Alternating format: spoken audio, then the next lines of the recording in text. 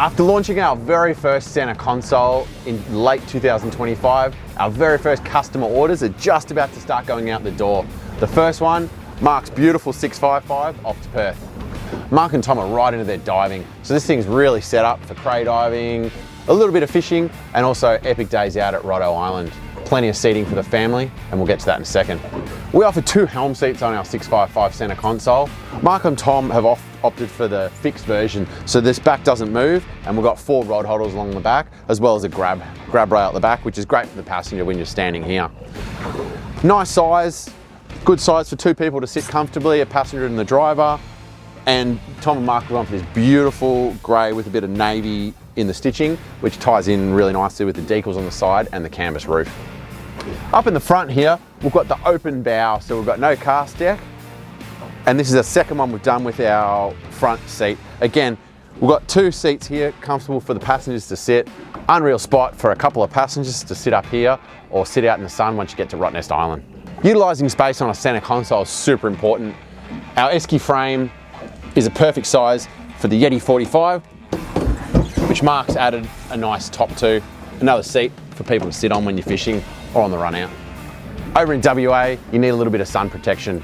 Mark's opted for the canvas top, which is the first model we've done this way. Our demo boat had the fiberglass roof. The frame's the same shape, but we just get this canvas top on top. The white Suzuki 300 looks unreal on the back of this boat. The colour combination just sets it off beautifully. Really nice motor, good power on it, getting a top speed of about 75k an hour, running about 0.8, 0.9 of a litre per kilometre. Being divers, the most important thing for these guys was getting in and out of the water. The transom step on the 655 is unreal. It's a great spot to go for a swim.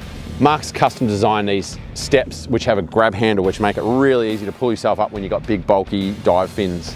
You can open our transom door, hop straight in and out of the water, and that grab handle is really useful. I really like the dash layout that Mark's gone for on his console. Because he's got the single 16-inch, we put it right in the middle, made this awesome Osmarine Tech switch panel.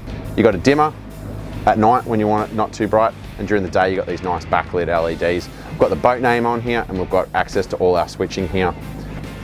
Mark can't believe how easy it is bringing up his first ever electric anchor. We've got the Savwinch 1500, which is a stainless steel bodied unit, really powerful motor.